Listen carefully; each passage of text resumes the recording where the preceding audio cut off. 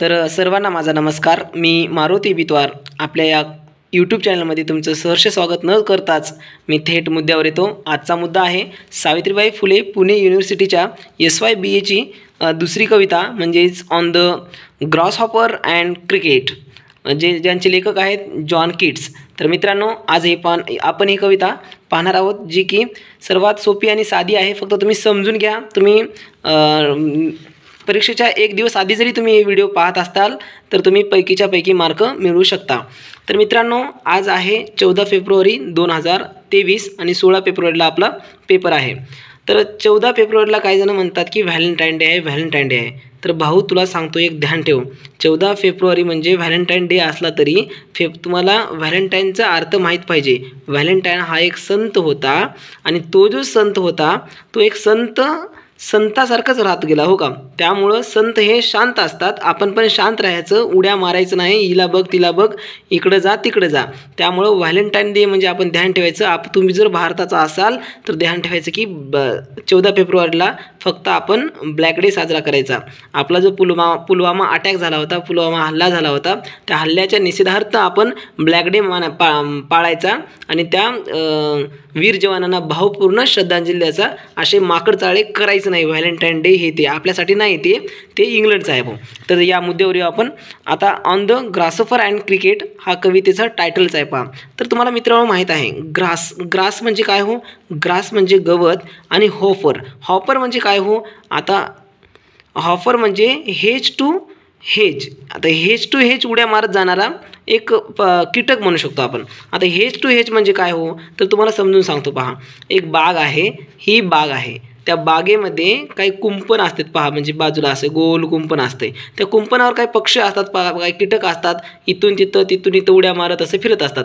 म्हणजे hedge to hedge, एका कडेवर दुसऱ्या कडेवर. मग त्याला काय म्हणायचं हो, हॉपर म्हणतात. ते जे कीटक आहेत त्यांना हॉपर म्हणतात. म्हणजे ग्रॉस हॉपर, जे ग्रास गवत आहे त्या गवताचा जे हॉपर आहे, गवतावर उड्या मारणारा जो हॉपर आहे त्याला ग्रास हॉपर म्हणतोय. आणि त्यालाच मराठीमध्ये आपण म्हणतो नाकतोडा. नाकतोडा, जे की नॉर्मली हिरव्या कलरचा असतो, ग्रासच्या कलरचा असतो, बरोबर. तर मित्रांनो, तुम्ही ध्यान ठेवा, ग्रासहॉपर म्हणजे नाकतोडा. आणि क्रिकेट म्हणजे काय. आता क्रिकेट म्हणजे खेळाचं क्रिकेट नाही भाऊ, ध्यान ठेव. क्रिकेट म्हणजे कोणतं क्रिकेट, तर क्रिकेट म्हणजे ग्रासहॉपरच आहे, फक्त त्याचा कलर याचा हिरवा असतो, तर याचा कलर हे तपकिरी लाल रंगाचा असतो. म्हणजेच वाळलेले जे पान असते झाडाचं, त्या वाळलेल्या झाडाच्या पानाच्या कलरचा हा नाकतोडाच असतो. त्याला क्रिकेट असे इंग्रजीमध्ये म्हणतात. तर ध्यान ठेवायचं, कवितेचं टायटल काय आहे, on the grasshopper and cricket, एवढं ध्यान ठेवा. आणि कवितेचे लेखक आहेत जॉन किट्स. तुम्ही जिंदगीभर विसरायचं नाही या किटला. तर पहा, आपण अबाउट द ऑथर थोडक्यात पाहूया, मग नंतर आपण कवितेचं सार जर समजून घेतलं तर आपल्याला सोपं जाईल. पहा, अबाउट द ऑथर आपण एका मिनिटात सांगण्याचा प्रयत्न करूया. पहा, तर काय लिहायचं, पहा तुम्ही सोपं लिहायचं, भानगडीत पडायचं नाही, पुस्तकीचं वाचून, हो का. तर काय करायचं, तर about the author John Keats was John Keats was on the one of England's one आहे. John Keats was one of England's greatest poets आहेत, हो का. म्हणजे इंग्लंडचे ते काय, तो एक महान कवी होते. कोण होते, जॉन किट्स. काय होते हो, होते इंग्लंडचे एक महान कवी होते. He was an English romantic lyrical poet whose verse is known for vivid imaginary. याचा अर्थ काय होते, ही वॉज म्हणजे ते होते, काय होते, अन इंग्लिश रोमॅन्टिक लिरिकल पोएट होते, हो का. म्हणजे ते एक इंग्लिश रोमॅन्टिक लिरिकल म्हणजे लिरिकल पोएट होते, जे की पद्य स्वरूपात लिहिणाऱ्या कवी होते. कोणत्या, इंग्लिशमध्ये पद्य स्वरूपात रोमॅन्टिक लिहिणाऱ्या कवी होत्या. कोण, जॉन किट्स. हुज वर्स, त्यांच्या ज्या रचना होत्या. वर्स म्हणजे काय हो, वर्स म्हणजे रचना. आणि त्यांच्या ज्या रचना होत्या, त्यांचं जे लिखाण होतं कवितेवरील, त्या लिखाण काय म्हणून ओळखलं जायचं, विविड इमेजनरी म्हणून ओळखली जायची. पहा, विविड इमेजनरी म्हणजे काय, वास्तव प्रतिमा. जर आपण एखादी कविता आपण वाचत असाल किंवा आपण ऐकत असाल तर आपल्या जे डोक्यामध्ये आहे, कॉन्शियस माइंडमध्ये आपल्याला ते एक इमेज तयार होते. पहा, म्हणजे वास्तवामध्ये असं घडत आहे असं आपल्याला. जर एखादा उन्हाळ्याचं जर काही सांगत असेल तर आपल्याला उन्हाळा आठवतो. पहा, एखादा कोणत्या इव्हेंट्सबद्दल काय सांगत असेल तर आपल्याला इव्हेंट इव्हेंट दिसल्यासारखं वाटते. मग तसा वास्तव निर्माण करणारे ही कवी आहेत पहा. म्हणजे आपण लिहायचं की he was a English romantic lyric poet whose verse is known for vivid imaginary. त्यांची रचना आहे काय म्हणून प्रचलित आहे हो, काय म्हणून ओळखले जाते, विविड इमेजरी म्हणून ओळखली जाते. तर तिसरा आहे पहा मुद्दा, his reputation grew after his early death. आता रेप्युटेशन म्हणजे काय हो, रेप्युटेशन म्हणजे आपली प्रशंसा आपण म्हणू शकतो किंवा आपली ओळख म्हणू शकतो हो का. तर हीज रेप्युटेशन म्हणजे त्यांची ओळख ग्रीव, ग्रीव म्हणजे ग्रोचं ग्रीव आले पहा, ग्रीव म्हणजे वाढली केव्हा हो, आफ्टर हिज अर्ली डेथ, त्यांच्या निधनानंतर त्यांचे रेप्युटेशन वाढलं. आता हा कसा भाग आता तुम्हाला समजलं नसेल. मग त्यांच्या निधन झाल्यानंतर त्यांचं रेप्युटेशन कसं वाढलं, तर मित्रांनो तुम्हाला सांगायचं म्हणजे त्यांचं निधन हे वयाच्या 25व्या वर्षी झालं आहे आणि वयाच्या 25व्या वर्षापर्यंत त्यांनी बुक्स लिहिल्या होत्या खूप साऱ्या. जेव्हा त्यांचं निधन झालं तेव्हा त्यांच्या कविता प्रचलित व्हायला लागल्या, कारण का त्या कविता ह्या विविड इमेजरी होत्या म्हणून. मग नंतर ते कविता लोकांना आवडायला लागल्या, त्यामुळे ते खूपच रेप्युटेशन त्याचं वाढायला सुरुवात झालं पहा आफ्टर डेथ. आपल्या पृथ्वीचा हा नियमच आहे की माणूस मेल्यावर त्यांची जास्त प्रशंसा होते. मग तो कोणत्याही क्षेत्रातला असो वा कोणत्याही देशातला असो वा कोणत्या गावातला असो वा कोणत्याही धर्मातला असो, हे अंतिम सत्य आहे. तर हे एक लिहायचं की his reputation grew after his early death. आता his most of the poems, त्यांचे जास्तीत जास्त पोएम काय आहेत हो, is most of the poems are written to explore this beauty. आता त्यांची जास्तीत जास्त पोएम काय आहे तो, कविते काय असतात, त्यांनी जास्तीत जास्त कविते कशा लिहिण्याचा प्रयत्न केला हो, एक्सप्लोर दिस ब्युटी. म्हणजे त्यांनी काय करायचं हो, सुंदरतेचा शोध घेणाऱ्या त्यांनी एक म्हणजे सुंदरतेचा जो शोध आहे घेण्याचा प्रयत्न त्या प्रत्येक त्यांनी कवितामध्ये केला. म्हणजे याचा अर्थ आपण असं सांगू शकतो की मोस्ट ऑफ त्यांची कवितेमधून त्यांनी सुंदरता प्रकट करण्याचा त्यांनी प्रयत्न केला आहे. मग ते सुंदरता कशाची असो हो का, म्हणजे नेचरची असू शकते. भाऊ ध्यान ठेवा, ती सुंदरता म्हणजे एखाद्या मुलीची सुंदरता नाही बबल्या, एखाद्या मुलीची सुंदरता नाही आहे, किंवा एखाद्या हिनं कसं दिसते किंवा त्यानं कसं दिसतंय, काळी मैना गोरी मैना त्याच्या भानगडीत पडायचं नाही. सुंदरता म्हणजे नेचरची किंवा एखाद्या वस्तूची सुंदरता असं आहे. तर पहा आपण डायरेक्ट ही पाहिलं आपण अबाउट द पोएट, जे की तुम्ही स्क्रीनशॉटसुद्धा मारून घेऊ शकता किंवा तुम्ही लिहून घेऊ शकता आणि अशाच कविते आपण तुम्ही याच्यात उतरायचं आहे. तर आपण नेक्स्टला जाऊ. पहा स्टॅन्झा 1 बघणार आहोत, जे की कवितेचा मेन मुद्दा आहे. तर पोएम पहा मी ते ॲज इट इज लिहून घेतलेले आहे, तर तुम्ही पण चांगल्या प्रकारे लिहून घ्या अशी अपेक्षा करतो. तर आपण डायरेक्ट सुरुवात करूया. पहा the poetry of earth is never dead. काय the poetry of earth, poetry म्हणजे काय हो, पोएट्री म्हणजे तुम्हाला माहीत असेल पहा, पोएट्री म्हणजे कविता म्हणजे या रामभाऊची पोरगी कविता नाही भाऊ. कविता म्हणजे काय, ज्याला रचना असते, लय ताल सूर, ज्याच्यामध्ये संगीत असते त्याला आपण कविता म्हणतो, ज्याच्यामध्ये आवाज असते त्याला आपण कविता म्हणतोय. मग इथं काय म्हणते, द पोएट्री ऑफ अर्थ म्हणजे कोणाची कविता, इथं अर्थची कविता, हिची पोरगी नाही आहे, तर हिची जी रचना आहे. आता पहा मी समजून सांगतोय, the poetry of earth is never dead. The poetry of earth is never dead. Never म्हणजे कधीही ते काय मरत नाही आहे हो का. कोणाची कविता, तर अर्थची कविता म्हणजे काय, तर भाऊ बघा आता ही आहे अर्थ, राईट.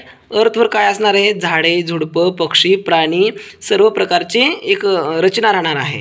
मग त्या रचनेमध्ये पक्ष्यांचा आवाज, प्राण्यांचा आवाज, पक्ष्यांची रचना, पक्ष्यांचा लय ताल सूर हे सर्व मिळून काय हो पृथ्वीची कविता झाली ना. मग the poetry is poetry of अर्थ म्हणजे ही जी रचना आहे, ही जी साखळी आहे ती नेवर डेड म्हणजे ती कधी मरणार नाही, ती अनंत आहे, ती चिरकाल टिकून राहणारी आहे असं कवीला म्हणायचं आहे. When all the birds are faint with the hot sun. इथं बघ भाऊ आता हे ध्यान ठेवायचं, फेंटचा अर्थ काय होते, तर जेव्हा म्हणजे इथं आपण या कविते लाईनचा अर्थ समजून घेऊया. व्हेन ऑल द बर्ड्स जेव्हा सर्व पक्षी आर फेंट, जेव्हा सर्व पक्षी काय होत आहेत तो फेंट होतात. फेंट म्हणजे काय, लॅकिंग स्ट्रेंथ, लॅकिंग म्हणजे लॅग म्हणजे आपण म्हणतो लॅकिंग स्ट्रेंथ म्हणजे त्यांची क्षमता जी आहे, उडण्याची क्षमता आहे ती गमावत आहेत पहा, म्हणजे लॅक करत आहेत. म्हणजे त्यांची स्ट्रेंथ काय होते, म्हणजे कमी त्यांची क्षमता होत आहे. म्हणजे इथं काय म्हटले हो, when all the birds are faint with the hot sun. कशासोबत, सूर्याच्या किरणासोबत, म्हणजे हॉट सन म्हणजे तळपता सूर्य.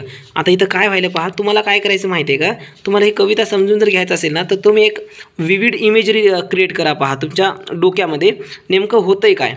इथं काय होतं हो, एक सूर्य आहे, तळपता सूर्य. इथं तुम्ही चांगलं ध्यानात ठेवायचं हो का. एक तळपता सूर्य आहे, त्याच्यामध्ये सर्व पक्षी काय करत आहेत हो, त्यांचे विकनेस लॅकिंग, त्यांचे स्ट्रेंथ लॅक करत आहेत. तुम्ही एवढं ध्यानात ठेवा. When all the birds are faint with the hot sun, म्हणजे सूर्याच्या तळपत्या उन्हासोबत ते काय करत आहेत हो, त्यांची सर्व क्षमता गमावून बसत आहेत. And hide in cooling trees, आणि ते गमावून कुठं चाललेत हो, हाईड, ते म्हणजे लपण्याचा प्रयत्न करत आहेत. कुठं, कूलिंग ट्रीजमध्ये. कूलिंग ट्रीज म्हणजे थंड झाडांच्या ठिकाणी ते आसरा घेण्यासाठी धावत आहेत. कूलिंग ट्रीजला म्हणजेच थंड झाडांच्या खाली ते काय लपण्याचा प्रयत्न करत आहेत.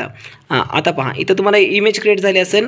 सर्व पक्षी काय करायचं हो, फेंट म्हणजे त्यांची क्षमता गमवून ते म्हणजे सूर्यांच्या किरणामुळे क्षमता गमवून थंड झाडांच्या ठिकाणी ते लपण्याचा प्रयत्न करत आहेत. तिथंच पहा, आता इथं पहा, व्हॉइस विल रन. तसं करत असताना तशा परिस्थितीमध्ये व्हॉइस विल रन म्हणजे त्याचा एक आवाज येत आहे. पहा, एक मस्त असा आवाज येत आहे. ते आवाज कसा आहे हो, from hedge to hedge about the new moon mead. आता फ्रॉम हेज टू हेज, आता फ्रॉम हेज म्हणजे काय, याचा अर्थ आधी समजून घ्या. हेज म्हणजे कुंपण हो का, झुडपांचे कुंपण. जे झुडूप असते त्या झुडपाचे कुंपण. आता पहा, एक काय म्हणतात त्याला, गार्डन आहे. तर गार्डनामध्ये असं एक हे असते पहा, झुडपाचे एक कुंपण असते. असे छान कुंपण असतात, त्याला वेलं फुलं असतात. मग ते माळी जे असतोय तर त्याला काय करतो, कापत असतो हमेशा, ते जास्त वाढल्यावर, म्हणजे तो कट करत असतोय. म्हणजे हे जे कुंपण आहे, या कुंपणाला आपण काय म्हणतो, हेज म्हणतोय. मग इथं काय आहे हो, सर्व पक्षी बेहोश पडत आहेत, म्हणजे त्यांची स्ट्रेंथ गमावून बसत आहेत. कशामुळे, सूर्याच्या उन्हामुळे. तेव्हा कोणाचा तर आवाज येत आहे हो का. मग तेव्हा कोणाचा तर आवाज येत आहे, कसा, हेज टू हेज. आता हे कुंपणाचं हेज आहे आणि हे हेज आहे. इथून इथपर्यंत आवाज, इथून इथपर्यंत आवाज येत आहे. Hedge to hedge about the new moon mead. याच्यावर जे कापतात ना कात्रीनं, कात्रीवर नवीन जे आलेला जे गवत असते, ते गवताचं जे कापलेला आवाज असतो कुटकुट करण्यासारखा, तर तसाच आवाज तिथं येत आहे असं कवी म्हणते. पहा, म्हणजे कसा येत आहे, hedge to hedge about the new moon mead. New moon mead म्हणजे नवीन उमगलेले गवत. मिड म्हणजे गवत, नवीन उमगलेले गवत. जसं ते कापल्यासारखा आवाज येते, कापतात ना, त्याच प्रकारे त्यांचं काय होत आहे हो, एक आवाज येत आहे. That is the. आणि इथं पहा, आता इथं इंटरेस्टिंग गोष्ट आहे. ते जे आवाज येत आहे, दॅट इज द ग्रॉसऑफर. इथं ध्यान ठेवा, ते जे आवाज येत आहे ते कोणाचा आहे हो, तोच तर आहे ना मग ग्रासऑफर राईट. तो कोणाचा आहे हो, तो ग्रासऑफरचा आहे. ही टेक्स द लीड. ते एक म्हणजे काय करणार आहे हो, तो प्रतिनिधित्व करणार आहे, समोर करणार आहे. तो जो फिरणारा आहे, याच्यावर कोण फिरत आहे, तो ग्रासऑफर्स आहे. तुम्ही ध्यान ठेवा, ही काय आहे, हे सूर्य आहे. इथं झाडाखाली पक्षी सर्व बसण्याचा प्रयत्न करत आहेत. आणि इथं एक हे बाग आहे, सर्व मिळून या बागेमध्ये इथं ग्रासऑफरचा आवाज येत आहे. असे तुम्ही एक इमेज क्रिएट करा. पहा, आणि ही जी आहे तर समर म्हणजे उन्हाळ्याचे दिवस आहेत असं तुम्ही गृहीत धरायचं. In summary luxury. आता पहा, नेक्स्ट लाईन काय म्हणते, in summer luxury he has never done. आता समर लक्झरी म्हणजे भाऊ, लक्झरी बस नाही आहे, लक्झरी म्हणजे लक्झरी घर नाही. लक्झरी म्हणजे काय, लक्झरी म्हणजे असं सुशोभित जीवन, आनंदित जीवन जगण्याचं किंवा आनंदासाठी जे लागणारं साहित्य आहे त्याला आपण लक्झरी म्हणतोय. समर लक्झरी म्हणजे काय हो, उन्हाळी लक्झरी म्हणजे उन्हाळ्यातला एक उत्साह असलेला एक क्षण. म्हणजे उन्हाळा कसा आहे, उत्साहित उन्हाळा राईट. आपल्याला काय म्हणतोय, उत्साहित उन्हाळा. म्हणजे त्या उत्साहित उन्हाळ्यामध्ये आनंद घेण्यासारखा एक उन्हाळ्यामध्ये ही हॅज नेवर डन. ही म्हणजे कोण हो, ग्रासऑफर्स. आता पहा, तो ग्रासऑफर्स नेवर डन, तो कधीही केलेला नव्हता विथ हिज डिलाइट्स. त्याच्या आनंदित होऊन, एवढा आनंदित त्या लक्झरी समरमध्ये तो कधीच केलेला नव्हता. काय केलेला नव्हता हो, त्या गोष्टी, एखादी गोष्ट असेल ती गोष्ट केलेला नव्हता, तो म्हणजे केला नव्हता विथ हिज डिलाइट्स. तर त्याच्या आनंदाने for when tired out with the fun. आता पहा, तो कधीच केलेला नव्हता, बरोबर. कोणती गोष्ट केलेला नव्हता हो, तो म्हणजे आत्तापर्यंत त्यानं काय शांत बसून होता, परंतु उत्साहित उन्हाळा जेव्हा आला तेव्हा तो काय करणार आहे हो, नेवर डन. म्हणजे कधीच केलेली नाही ती गोष्टी करणार. म्हणजे कोणत्या गोष्टी, तो आवाज काढणार हो का, म्हणजे सतत हमेशा आवाज काढणार. मग ही हॅज नेवर डन, ते कधीच केलेला नव्हता. नेवर म्हणजे कधीही, डन म्हणजे करणे, केलेला. मग तो कधीच केलेला नव्हता, पण तो आता करत आहे. ओके, त्याचा भाव होतो पहा या जागी. काय करत आहे म्हणजे काय, आवाज काढत आहे. इन विथ हिज डिलाइट्स म्हणजे त्याच्या आनंदासोबत हो का, स्वतःचा आत्मा आनंदासोबत म्हणजे त्याच्यामधून येणाऱ्या आनंदासोबत. For when tired out with fun म्हणजे काय पहा आता, व्हेन जेव्हा तो थकल्यासारखा वाटतो तेव्हा, म्हणजे जेव्हा तो आनंदामध्ये आनंद एवढं आवाज काढून काढून जेव्हा त्याला थकल्यासारखं वाटतंय तेव्हा तो काय करतो, he rest at ease beneath some pleasant weed. आता इज म्हणजे काय, तुम्हाला इझी ऐकलं असेल शब्द पहा, इझी म्हणतोय. इझी म्हणजे इज म्हणजे सहज, beneath some pleasant weed. Pleasant म्हणजे काय हो, प्लीजंट म्हणजे चांगले आणि वीड म्हणजे तण, जे की एक्स्ट्रा ग्रास असेल पहा, कोणत्याही पिकांमधला एक्स्ट्रा ग्रास असेल त्याला आपण तण म्हणतोय. तर आता इथं पहा, एवढी तुम्ही एक चांगली माइंड क्रिएट करून घ्या. इथं उन्हाळा आहे, उन्हाळ्यामध्ये एक सूर्य आहे, सूर्य सर्व पक्षी झाडाच्या इथं येऊन आसरा घेण्यासाठी बसत आहेत. आणि विषय असा झाला, इथं ग्रासोफरचा आवाज येत आहे, हेज टू हेज तो काय उड्या मारत आहे त्याला. असं आता विषय काय असतो पहा, आता विषय असा झाला की एक आवाज येत होता, ते सर्व झालं, मग त्यामध्ये ग्रासोफर्स एक त्या लीड करत होता, म्हणजे आवाज येत होता त्याचा बरोबर. मग लक्झरी समरमध्ये असं झालं की तो कधी जे केलं नव्हता तो गोष्टी करत आहे, म्हणजे तो आवाज काढत आहे आणि विथ इज डिलाइट्स म्हणजे तो आनंदाने आवाज काढत आहे. परंतु जेव्हा तो थकल्यासारखे वाटतोय तेव्हा तो काय करणे हो, इथं जे बाग आहे किंवा एखादा झाडाच्या ठिकाणी जे तण असेल एक्स्ट्रा गवत, त्या एक्स्ट्रा तणामध्ये रेस्ट करण्याचा म्हणजे विश्राम करण्याचा प्रयत्न करत आहे, विश्राम करत आहे. सहज तो त्या कुठं जात आहे हो, त्या तणाखाली जात आहे, त्या तणावर जात आहे, असं कवीला सांगायचं आहे पहा. तर इथं आपला पहिला स्टांजा समाप्त झालेला आहे. तर आपण लगेच दुसरा स्टांजा घेऊया पहा. तर मित्रांनो, दुसरा स्टांजा मी लिहून घेतलेला आहे पहा. इथं दुसऱ्या स्टांजामध्ये काय म्हटलेलं आहे हो, the poetry of earth is ceasing never. आता the poetry of earth is ceasing never. आता पहा, पहिल्या याच्यामध्ये काय होते हो, the poetry of earth is never dead होतं आहे आणि ते सीजिंग नेवर म्हणजे पहिल्या स्टांजामध्ये आणि दुसऱ्या स्टांजामध्ये सेम आहे पहा. काय आहे त्या स्टांजामध्ये काय म्हटलं की कवितेची पृथ्वीची कविता कधी संपत नाही, आणि याच्यामध्ये तेच म्हटलेले आहे की पृथ्वीची कवितासुद्धा कधी संपत नाही. सीजिंग म्हणजे काय, स्टॉप म्हणजे संपणे, म्हणजे थांबत नाही. इथं यात त्याचा अर्थसुद्धा सेमच होते पहा. तेच लाईन इथं रिपीट केलं आहे, फक्त एक दोन शब्द बदलले आहे पहा. सीजिंग म्हणजे स्टॉप होणे, म्हणजे कधीच नेवर म्हणजे कधीच संपत नाही. द पोएट्री ऑफ अर्थ इथं पण तेच म्हटले आहे, तिथं पण त्याच शब्दानं सुरुवात केली आहे. फक्त तिथं ग्रासोफरचं वर्णन सांगितलं होतं, ग्रासोफर काय करायला होता. आता याच्यामध्ये फक्त क्रिकेटचं वर्णन आहे, ते एवढं तुम्ही ध्यान ठेवा पहा. आता इथं काय झालं पहा, on loan winter. Loan winter म्हणजे काय हो, असा हिवाळा जो थंडगार असेल पहा, जसा की कुठं असेल हो, जवळपास आपल्या जम्मू काश्मीरमध्ये असेल. तशा थंडगार हिवाळ्यामध्ये जी इव्हनिंग आहे, सायंकाळच्या वेळेला किती थंड असते पहा. तर on a loan winter evening, सायंकाळच्या हिवाळ्यामध्ये, थंडगार हिवाळ्यामध्ये, व्हेन द फ्रॉस्ट जेव्हा फ्रॉस्ट म्हणजे बर्फाचे जे दव काय होतात हो, हॅज रॉट अ सायलेन्स. जेव्हा बर्फाचे दव हॅज रॉट काय घेऊन येतात हो, सायलेन्स घेऊन येतात, शांतता घेऊन येतात हो का. मग बर्फाचे दव जेव्हा शांतता घेऊन येतात याचा अर्थ काय होते हो, जेव्हा बर्फ पडते तेव्हा सर्वजण शांत होतात, आपल्या आपल्या घरी जाऊन झोपतात हो का. मग बाहेर निघायची त्यांना काही गरजच नसते.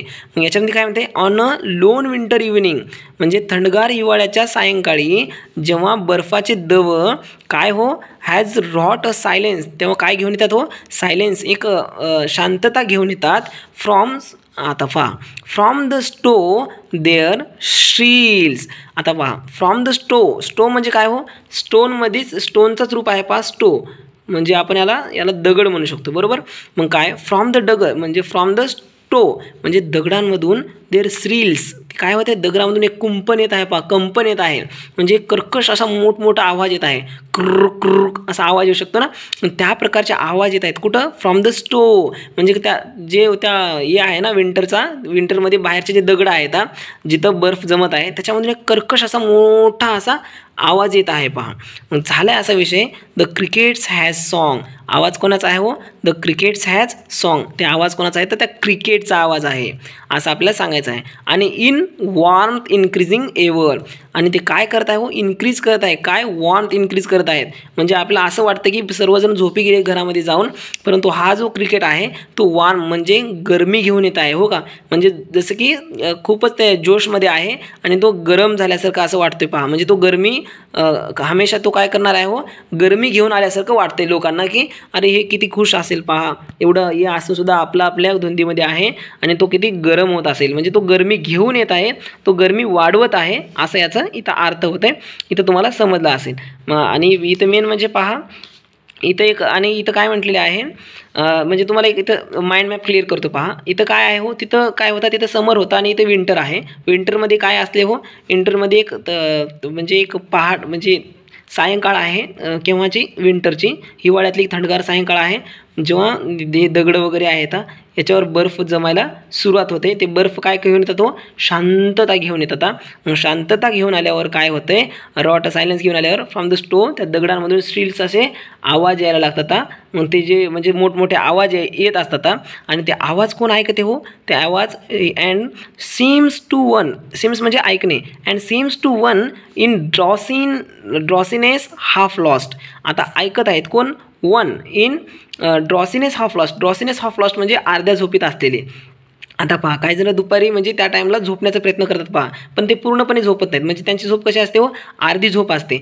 मग ते काय हो, ते अर्ध्या झोपीत असलेले काय करतील, ते ऐकतील हो का, कोण, तर क्रिकेट सॉन्ग, म्हणजे ते जो आवाज येत आहे बाहेरून, तर आवाज ते ऐकतील आणि त्यांना काय वाटेल हो, द ग्रॉसोफोर्स अमॉंग सम ग्रेझी हिल्स. आता ग्रेझी हिल्स म्हणजे काय हो, ग्रेझी हिल्स म्हणजे जे डोंगर असतात, जे म्हणजे सॉरी डोंगर म्हणण्यापेक्षा हे जे उंच बदकल उंच उंच असं असतील ना, मग ज्याच्यावर दगड वगैरे असतील, त्या ग्रेझी हिल्समधून कोण आहे हो, जवळपास ग्रॉसोफरच म्हणजे जिथं गवत आहे त्या गवताळ प्रदेशामधून ग्रॉसोफरचाच आवाज येत आहे असं कोणाला वाटते हो, अर्ध्या झोपीत असलेल्या माणसाला वाटते. म्हणजे ते ग्रॉसोफर्स आणि क्रिकेटमधला फरकच कळून घेत नाहीत, कारण ते अर्ध्या झोपीमध्ये असतात.